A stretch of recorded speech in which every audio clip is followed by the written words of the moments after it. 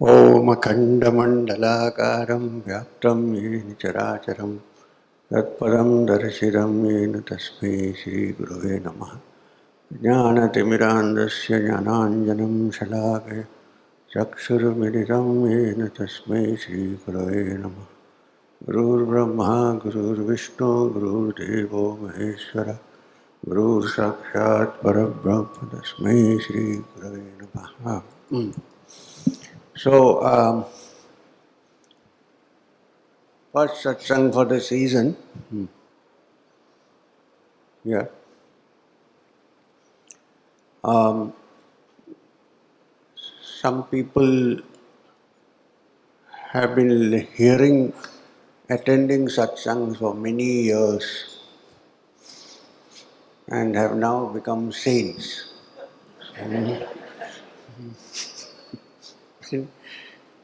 Or many, there are realized souls because many days, for years they have been listening to satsangs.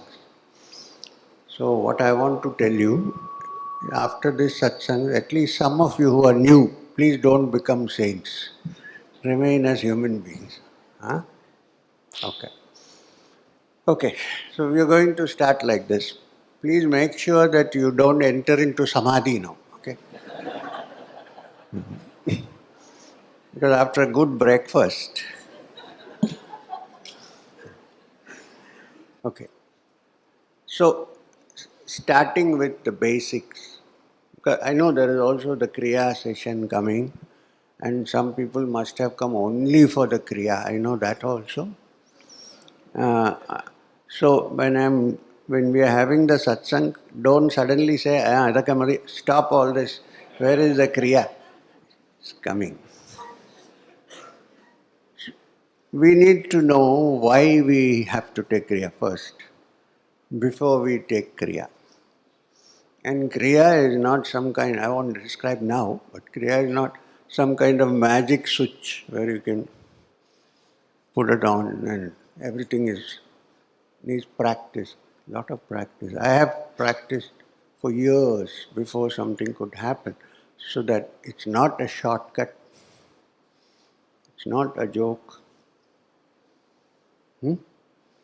So please, when you take Kriya, if you want to take Kriya, even after all this discouragement, then please practice daily. Very important. There is no magical solution for it. The only magic is to live as a human being. Also, there are many people on this earth and in other planets who haven't taken Kriya. But there are some of them are good people and they are also quite advanced spiritually. So the moment you take Kriya, don't think that we know we are the biggest, greatest. Okay? I want to warn you. Okay. Now, there is a beautiful shloka from the Upanishads which describes roughly but concisely about what the intentions of satsangs are.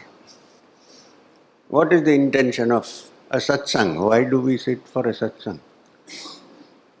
Because in your card it says satsang, 10 o'clock onwards. So what is a satsang? First let's look at the word sat and sangha. Sat is the truth. It also means sat means reality. Now the question is, we think, the problem is that we are already in reality, so which reality? I think this is a reality, I am sitting here and talking to you, and you are sitting there and listening to me, we think this is the reality. Appam and stew that we ate, is this the reality? If you think this is the reality, then there is nothing more to do. There is no need of a satsang. But if I think that the word sat does not define this,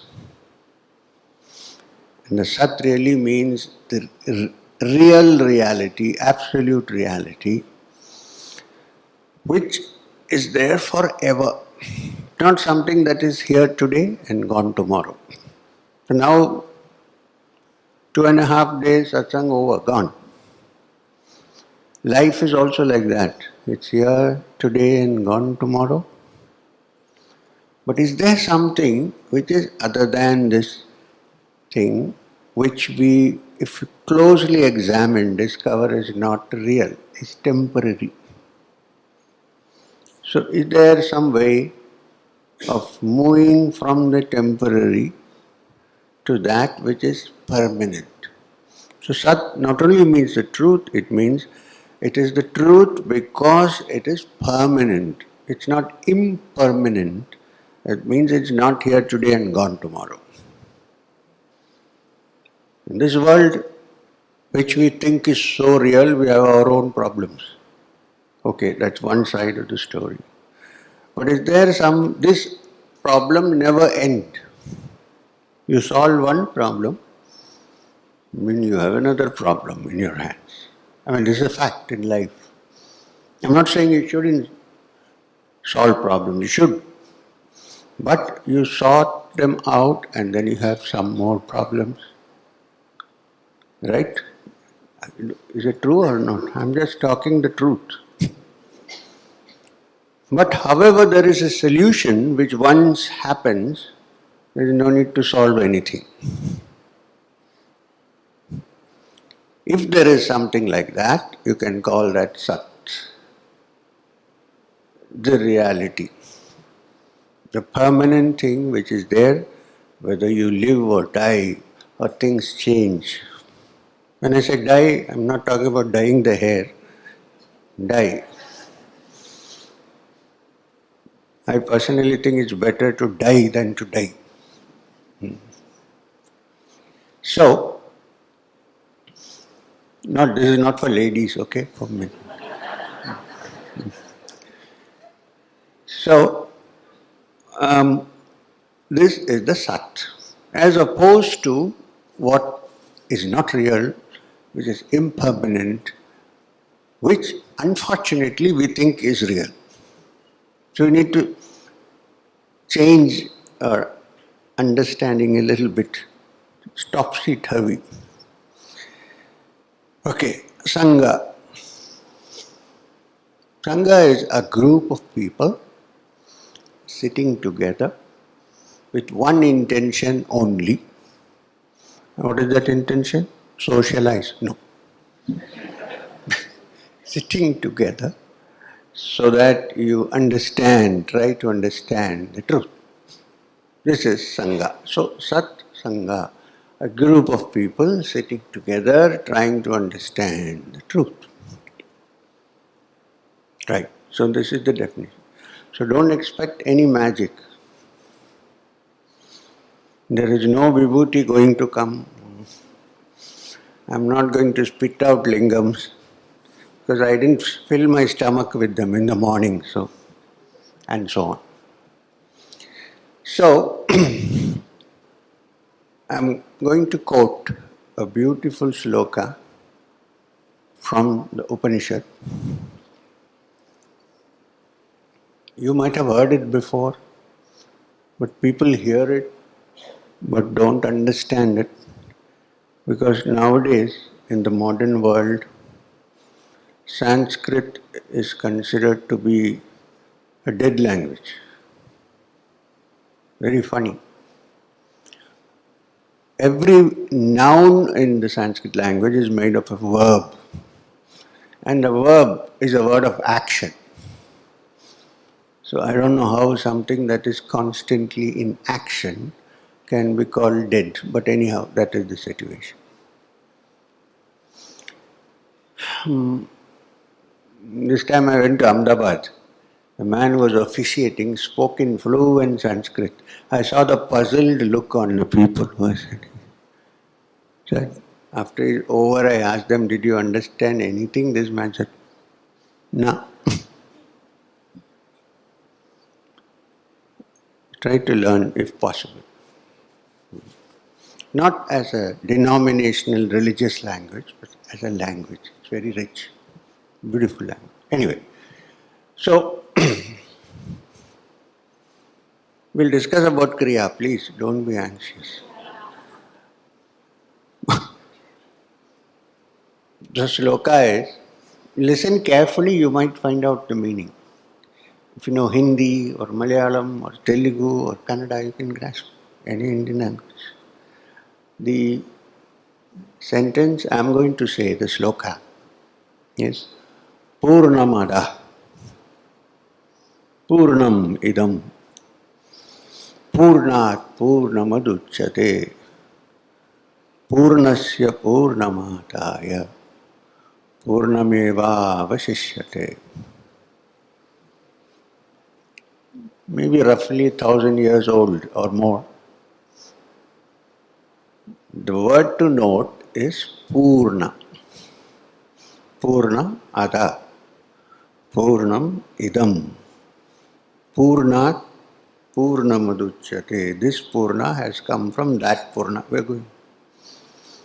Purnasya Purnamadaya. Even after you remove this Purna from that, not removed, since it has evolved and therefore come out, Purnameva Vasishya. That Purna remains always Purna. So what is Purna?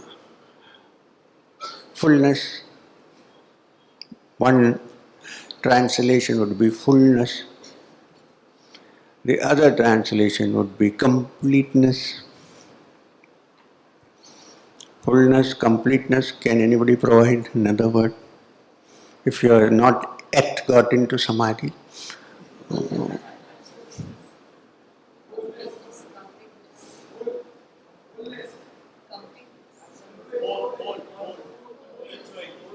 Wholeness, correct. Not H-O-L-E. W-H-O-L-E. Wholeness. Purna. Sampurna. That means total completeness. Sampurna. Sam is a beautiful word. In fact, the Latin word sum, sum, comes from sama, which means together, put together, the sum of this and this. Samnam bunam. And so, anyway. So, Purna is completeness, fullness. And if it is complete and full, it must be infinite, can't be finite. So the Upanishad says Purnamada. That is Purna. That means that from which this entire universe, including you and me, and our minds have evolved. This world which we live in and think is permanent, it is temporarily permanent, and so on.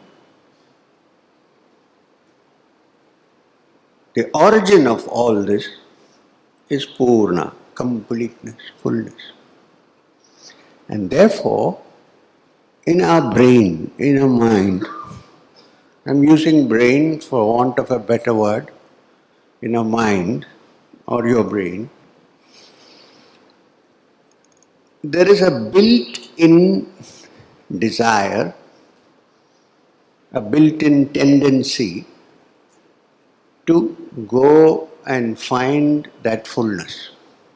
Because even though we are not aware of it now, unconsciously we are aware, somewhere deep down in our subconscious, that we have come from the complete, from the full, from the infinite. So there is always this mind trying to find it. And how does the human mind try to achieve it? By trying to expand this world. This world which we live in, since there is the unconscious desire to find completeness and fullness, and since we look and find that we are not full, we are empty, we are missing a lot of things, there is the tendency to find it and become complete. And all human, the entire civilization of this world runs on this one little subconscious feeling which remembers somewhere that I'm actually complete, so I must complete myself. How do I try to complete myself? By expanding in this world. I think today I am in Bollywood, I'm not. And I have only 2 roles. Tomorrow I will get more roles, so my life will become complete. There are other people also trying, so there is competition. Then I am alone, I'm single. Maybe if I get married, I will become big, complete. Now we should ask all married people, except the newly married.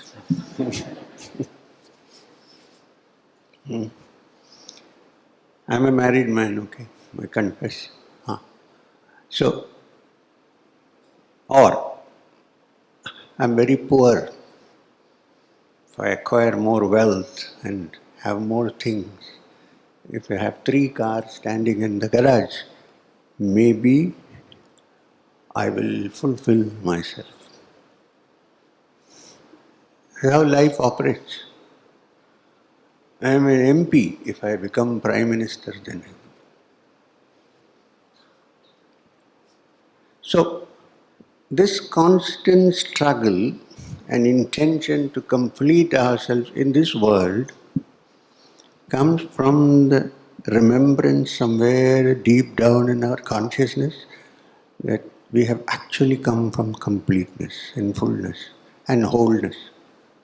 But even though we have come from wholeness, we live in small little holes, HOLE. You know the frog story, the frog which was living in a small well. It's Swami Vivekananda's favorite story. And it used to jump from one end of the well to the other and thought that it's the best in the world, like many of us think. One day there came a flood, and a frog that lived near the river was washed into the well. So they met each other after a while. And frog W, which is well, and not the wife, and frog river R, which is river frog, became friends and started talking. Everything was okay except that the frog in the well said, "How far can you jump?" The frog in the river said, "I can jump this much, but I can also jump more." Frog said, "More? But where? What more?" He had no idea what is more than the well, this little hole we live in. So he jumped 2, 3 times and said to the other frog, "See, can you do this?" He said, "Yeah, I can do this, but I can do more." He said, "More what? Where? How?" Because we don't know. So came another flood. Both frogs were lifted up and reached the banks of the river. Then the frog said to the other, "See that? Now jump." This one could jump as much as a well. The other one jumped and said, "See, this is what I told you. This is the river. You know only this little well." So, this is the life. And we try to complete ourselves in that way. And then we have various ways of doing it. Different people have different ways. Some people think we'll do Kriya. Some people think we'll do Sri Vidya and make others also unhappy. Some people will do something else. So it goes on and on. Now, so therefore is it impossible to reach that Purna? If we have come from that Purna, it's evident that there is somewhere deep down we feel it is. Try to multiply, even having a child. I'm not saying we should be doing anything, I'm just giving you the reality. having a child is a desire to expand and become full and complete and bigger, because the child carries my genes, so it's a continuation. Even if I die, I know I'm going to die. Oh, there I am in the form of my. Unfortunately, even now people say my son instead of daughter.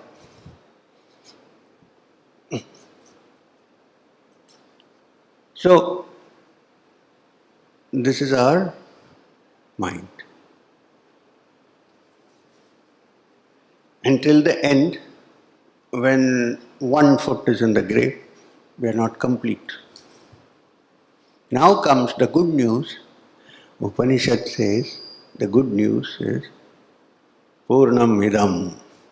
This is also complete. You say, how can it be, but I am incomplete?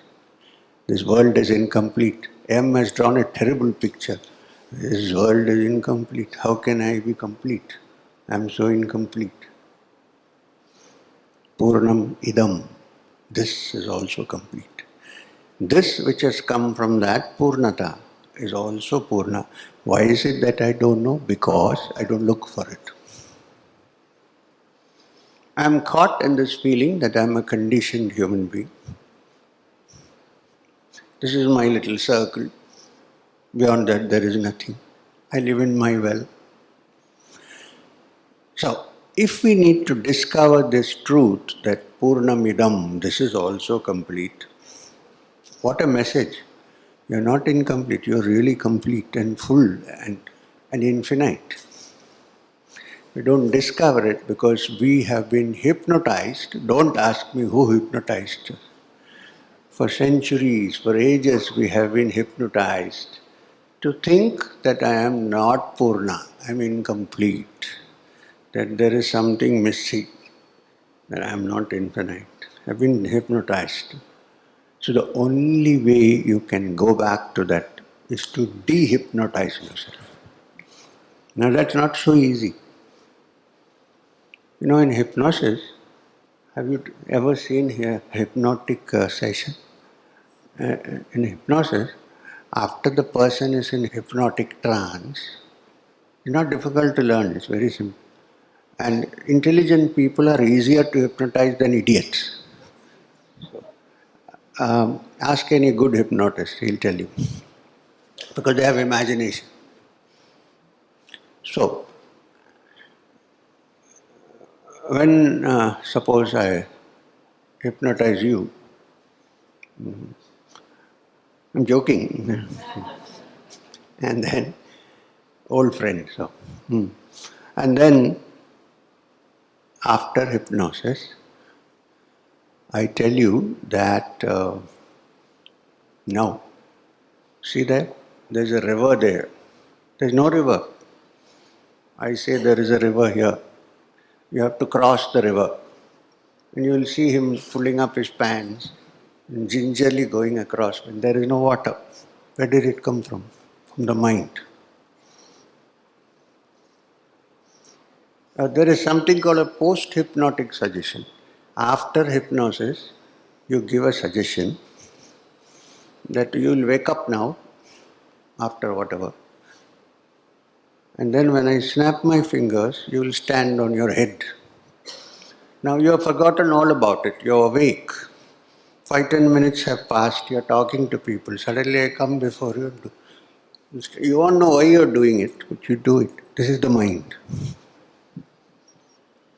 So, can we de-hypnotize ourselves from this feeling that I have to find this completeness, this fullness in this outside world, that I don't have to do that, because if I turn my direction and look inside, clear my mind of all its distractions and failures, and look inside, deep down in the core of my consciousness, there is already the completeness.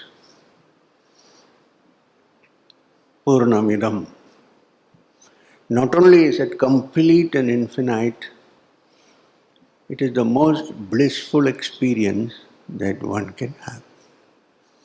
Anyone who has even tasted a bit of that, we can live in this world, but be part of it, but not be attracted or taken away by anything, carried away by anything, because you already touched the nerve center and you know there is no other greater bliss than what you find inside you. Your true essence is that. And this Purna, which is Idam here, has come from that Purna. And therefore, the very thought that it is diminished by coming out is nonsense, because it is always the same. Purnameva avashishyate. This is the great liberating message that the Vedas and the Upanishads have given us 2000 years ago. Anyone who knows that within himself or herself there is this spark of the divine has little chance of becoming anybody else's slave, because he has everything or she has everything inside. Even a teacher can only lead you and say, hey, this is where it is, look. You don't have to be dependent on the teacher after a while. Yeah, like everything else, for technical reasons, there are ways and means to remove the distractions of the mind. Yes, I agree.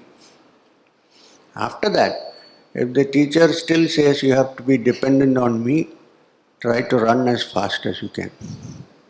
Must be some vested interest out there. Here we try to keep people away.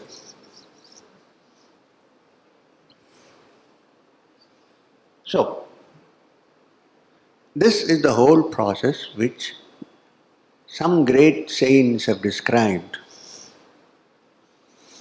as finding the source of nectar, Amrita. Therefore, when the Vedas say Mrityorma Amritam Gamaya, doesn't mean take me from death to Amrita, which is given as prasadam. The meaning of the word Amrita is Amrita, deathless, no Mrityu. Which does not mean that the physical body is without Mrityu, it has.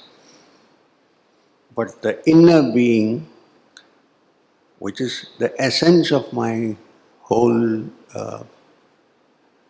unit, is infinite. And this Amrita, it cannot be killed. This is to be found. How can you find it? The reason why we don't know is because of the distractions of the mind. And being pulled on various sides by different attractions and repulsions. If we can understand this and try to keep ourselves free from that, and learn some way of reducing the distractions of the mind, in that quiet, placid, completely clear mind with no disturbances, no distractions, no conflicts, there shines the truth which is yourself. This is the great message, not my message. This is the message of the Upanishad. Anything else you do falls short. This is what we need to touch. And we should be proud that it is in every one of us. It's not in one person. It can't be only in me. It has to be in me. Right? The great Kabir Das described it beautifully by saying that the Kasturi Mrga, musk deer, in the Himalayas, there is a kind of small deer called the musk deer. It has a little pouch under its belly button. In a certain season, musk is created. Not created, comes. Musk is called Kasturi. So it's called a Kasturi Mrga. And in that season, when the musk comes, is produced inside, There's a beautiful fragrance in the air. The deer, not knowing the source from which the fragrance comes, goes looking for it everywhere in the forest, as we do, looking for it everywhere. In the beach, in the forest, huh? In Las Vegas, in New York. Do we find it? We find a small whiff of it, that little bit, and that we're happy with that. And we want it to remain permanent. So Kabir Das said, like the deer that seeks for it everywhere, not knowing the source, it has just to turn and say, hey, it's here. We human beings also are looking for that musk, the kasturi, which is right here in the core of our consciousness. If you touch that, you need not worry, when will I become a member of the Devasam board and so on. It's all solved. It's finished.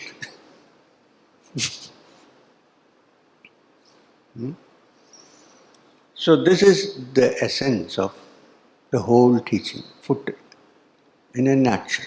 It's very simple.